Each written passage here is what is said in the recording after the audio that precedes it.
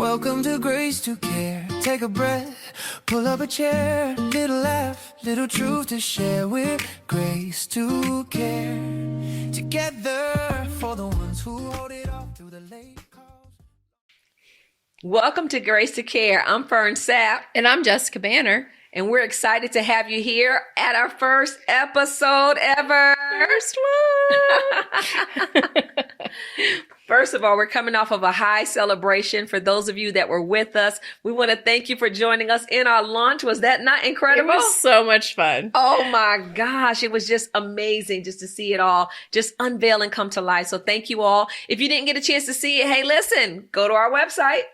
Check it out. Check it out because it's there for you. Graced2Care.com. You can also get it on YouTube. Oh, yes. Okay. Every platform is out there. So we're just excited to be here today. First episode. Wow. So, let's see. We're here today. Of course, you all got a chance to see in some of our launch, just some of who we are. But we get a chance today to really talk about who we are and how we got this thing kicked off and got it started. Can I tell the story? Oh, absolutely. Yeah. So Ferne was speaking and I just kind of had this whisper in my ear. Ferne and I should do a podcast on caregiving. And I was just laughing.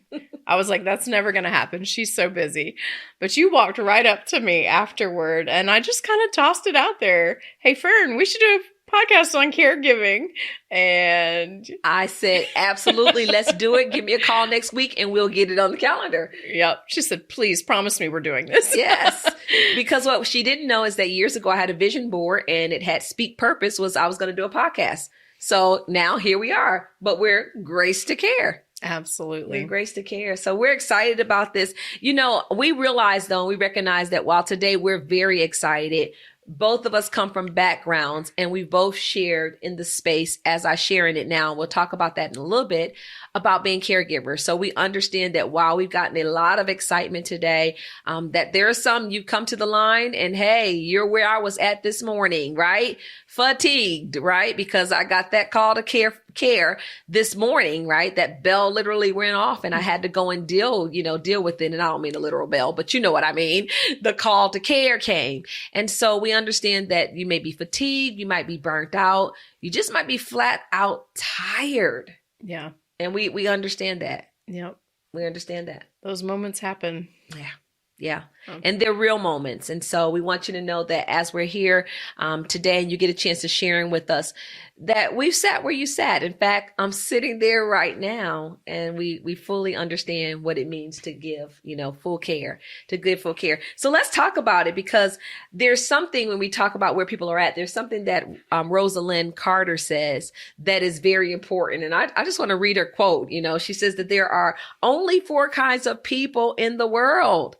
Those who have been caregivers, those who are currently caregivers, those who will be caregivers, and those who will need a caregiver.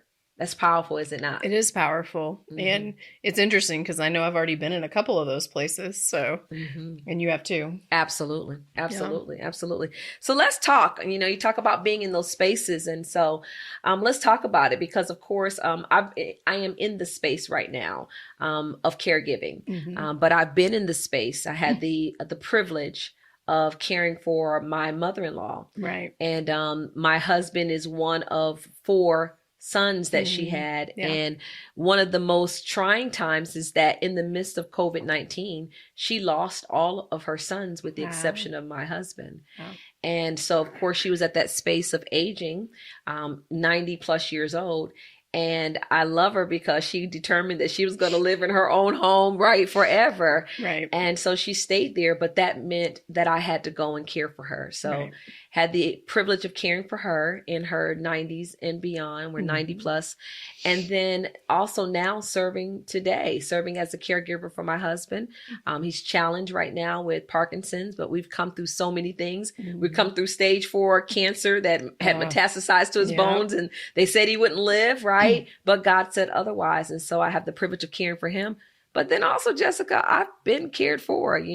Less than 8 years ago, I actually had a terrible fall and had an opportunity where people had to come and to care for me. So you're right. we not just sat there, but even sit there now. And so you've had opportunities as well to give care. Yeah, absolutely. And kind of in a more unique space too, because I was in my early 30s doing my career. You know, I'm not married, I'm single, but my grandfather was diagnosed with pulmonary fibrosis, and that is a terminal illness long term. And I moved back in with my grandparents at the time just to help, you know, manage some of the physicality and things that needed to be done, and was with them until he passed. And this was my dad's parents. And then, you know, it took a toll with my grandmother. Her body took a lot taking care of him. And so she started having some of her own issues. And I was with her also to end a life. And sure enough, as soon as my dad's parents both passed, my mom's parents started having some challenges. I have a grandmother with Alzheimer's who just recently passed this past April, but it was really helping my mom navigate just the systems, right? You know, what does care look like? What does, we used a memory care unit just for safety and the things that she needed. And so it was almost in a constant consulting space in that regard. And I'm also a professional caregiver in some ways. I work as a counselor, so been doing that for 18 years and have had a wide range. Yeah. So. You know, it's amazing because when we thought about doing this podcast, we thought about some of what we've been going through and some of the places that we've been, Right. But also even just what we have picked up along the way. I mean, we picked up a lot of information. We picked up a lot of, you know, do's and don'ts, you know, Right. a lot of, you know, how to handle our finances during this time, and Right. how to help to steward, you know, assets and just things that are so important in this process. And so Right. I'm excited about where we're going. I'm excited about the journey. What I'm also excited about is how we're going to bring, how this Right, podcast will flow, because Yeah, absolutely. you know, we want to call it maybe sometimes like the GGG, right? Which is Right. amazing because that's where we met, Yes, GGG, yes. God, Golf, and Girls. Yep. But the thing that we understood is that this caregiving space actually causes us to walk through three areas. We walk through the grief, we walk through the grit, and we walk through the gift. And so, absolutely. you know, it's all real. It's all real. It is. And I think when you and I were preparing for this podcast and we really talked about that, I know for me, thinking about caregivers, I'm really passionate about caregivers being taken care of. And grief is certainly one of those places that both the caregiver and the care receiver are walking out. They're walking it out together. They're walking it out individually and how it's affecting each of them.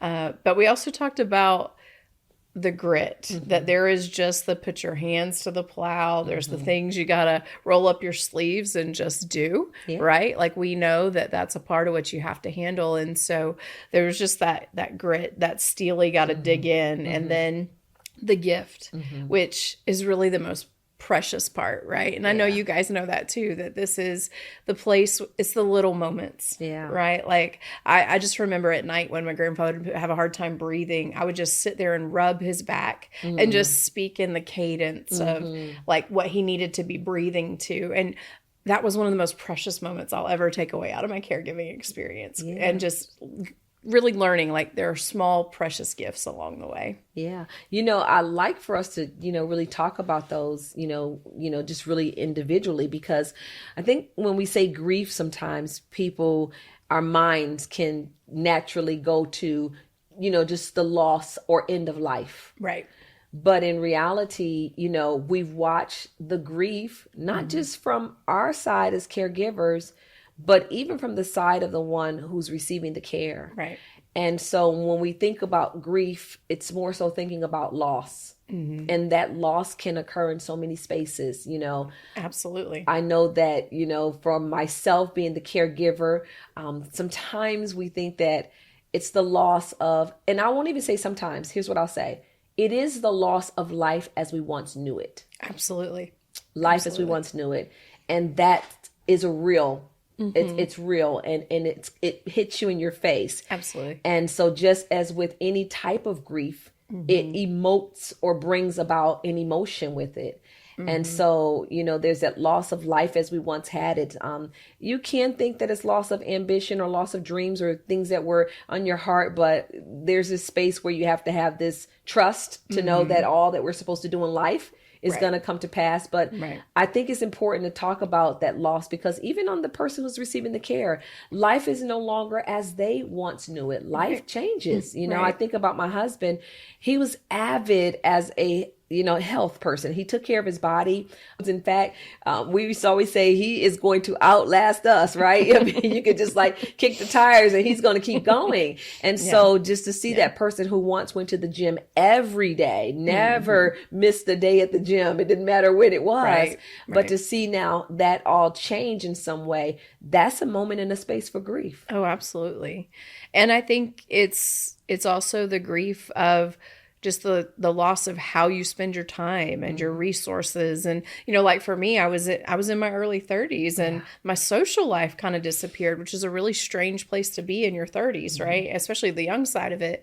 And just what navigating and even other people around you, right? Like the year I was taking care of my grandfather, all my siblings were having babies. It was a huge year of celebration in my family, but I was at home also with that anticipatory grief of what was coming. And just the little things like you even grieve for your care receiver sometimes, right? Like I remember grieving so much, like, Lord, help me keep his dignity and his integrity, and just seeing those little moments and even sharing them together, you know, those little private conversations. Yeah. Yeah. You think about there's this grieving of your identity, because, you talked about just, now being in that young stage, but our identity even shifts. Absolutely. Now where I was like that avid, person that's out traveling all over the world, running in business, standing in the pulpit, doing all those things there.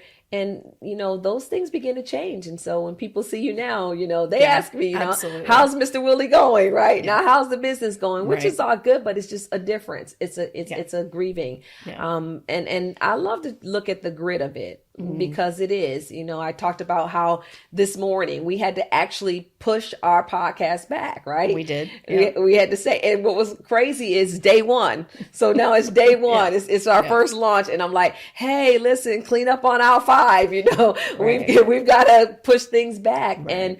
And that's the grit of it. And it's amazing, because this morning I said to you, I was like, wow, what's amazing is initially that was going to set me off kilter, because I'm thinking about our schedule. And then I had to remind myself that we're doing a podcast because of cleanups on aisle 5, right? Right, So if you exactly. can't get to aisle 5 and take care of it, there's a big problem. That's the grit, right? And I'm sure you guys experienced that too, right? The places where you expected something to go a certain way and your whole schedule may get off kilter with a need, or you go to that doctor's appointment and suddenly the trajectory of your day changes because of things that happened at the doctor's appointment, or, those things happen. And there is a level of having to hold loosely in that season with the grit, for sure.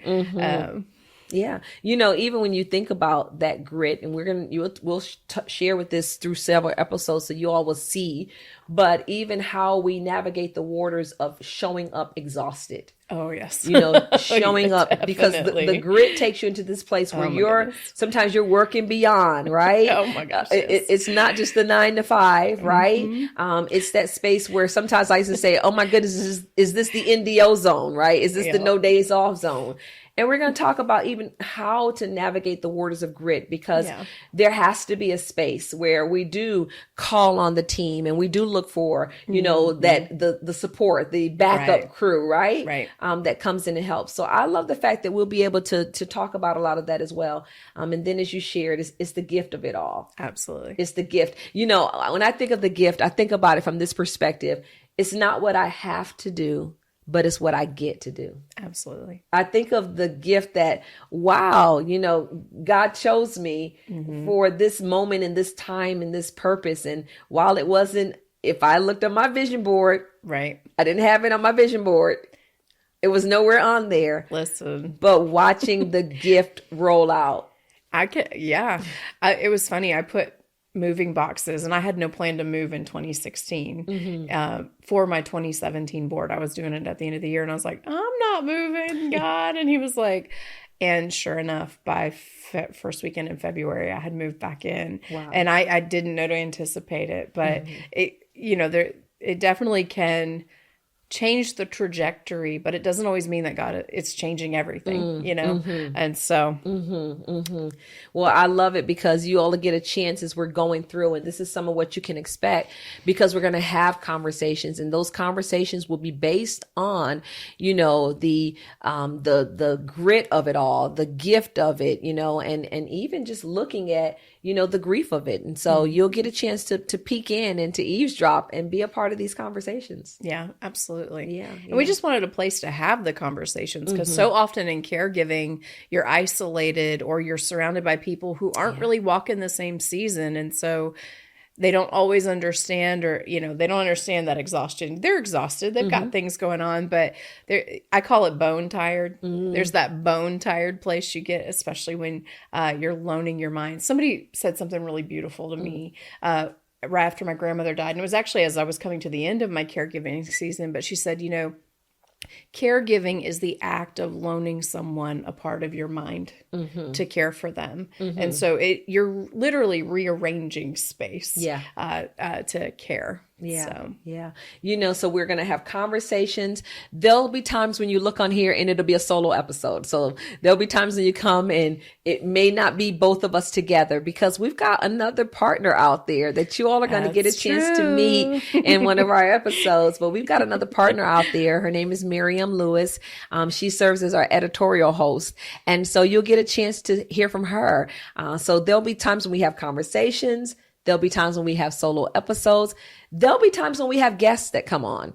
And so you can get excited about that, because we're going to bring the resources in so that you can hear from various people in various areas. It may be from different state departments, so that you can learn about how to find things within your state that can be of help to you, or within your local area that can be of help. There'll be times when we bring on, we talked about before, just assistive, things that are able to assist you. Right.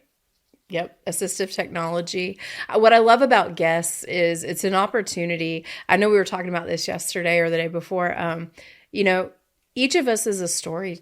We have a story, and each of us has a life that is a story to tell. And even in caregiving, we have a unified story, even in our unique expressions of those stories. And so I love that about the idea of getting to invite people here to share parts of their stories. Because the truth is, in caregiving, we're a community. And that's really what we want is, I may have some nuggets that I gained, and it may be helpful for you. It may not. Ferne definitely has some. And we recognize there are millions of caregivers. And so we certainly want to just open the door. There may be professional people who come in who are on the professional side of caregiving to share with us about technologies, resources, programs, but we also may invite caregivers, and we may even invite some care receivers, because we want to hear what that part of the dialogue is like also. What is it like to be cared for? Because it's all one big community, and each person, caregiver and care receiver, is really valuable in that relationship together. Absolutely. And something that you say there, you use the word community, and we want to help them to understand that's how we came to terms with the name. Of course, it's a spin off of a book that you all will have an opportunity to be able to go to the website and to get here very soon. But it's a spin off from the book that Willie and I are writing that was Graced2Care, T-O, Graced2Care. And we'll talk in that book about how the Lord really revealed to me one day in the crying moment when I just felt like I couldn't go on any further. And he reminded me that his grace was sufficient in my weakness, and that I was graced to care for him.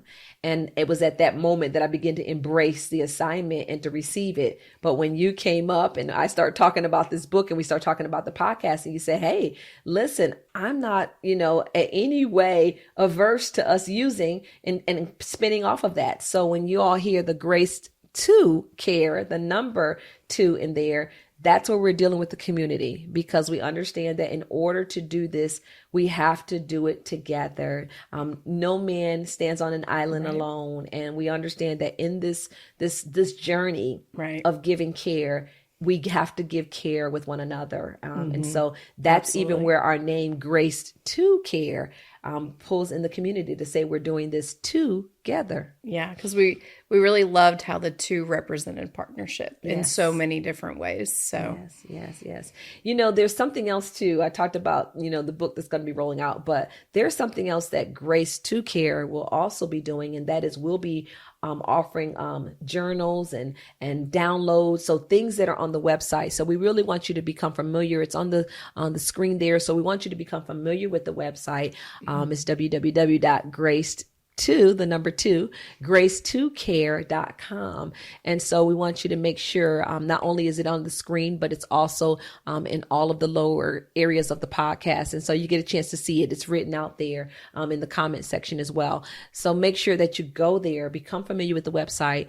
We'll be on all platforms. So you get a chance to see us on everything, on the YouTube, on the Spotify, right? On the Apple. We'll be everywhere. Yeah. But you get a chance to also make sure that you become familiar with the website, because that's where a lot of the resources will be there, and you'll be able to engage. You'll get a chance to see our editorial host all the time because the blog will be out there. Yep. I'm excited. You guys just don't know because you haven't met her yet, but she is a wordsmith in such a beautiful and encouraging way, and we love her. Yes. She has been the gem. Yes. We kind of you knew we needed, but I came to learn very quickly that we needed. But we're excited for you to meet her. We're excited for you guys to be here with us, because this is just the jumping off point.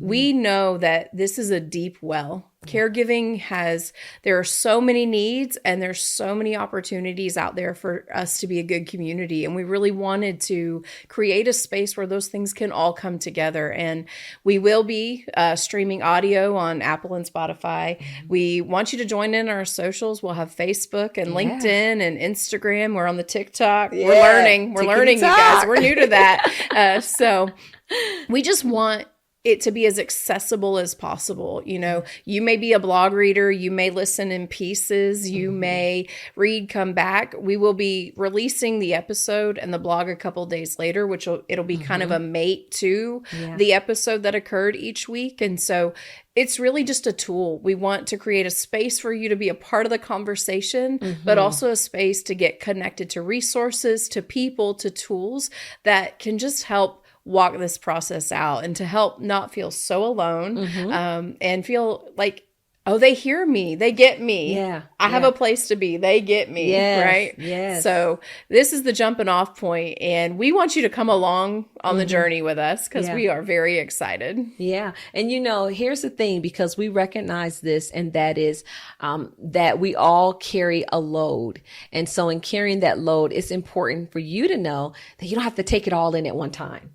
You can tune in, pick out the pieces that you need, pull what you want to pull, listen to it at the times when you need to listen to it. And that's why we wanted to make sure that it was, fully accessible to you. So listen, get excited about it, be excited about what's happening, and where we're going with it all. Now, listen, I want us to talk before we go, just, this real talk, because there's this place where, when I think about it, that one thing that caregiving has really, I really wish that someone had told me about. And it's sort of in what we're talking about right now. But if I had to say that there was one thing I wish someone had told me, and that is that you don't have to do it alone. You don't have to do it alone. I think that a large part of who I am, my personality, was wanting to always have everything together. Right. Always wanting, the bed to be made just right,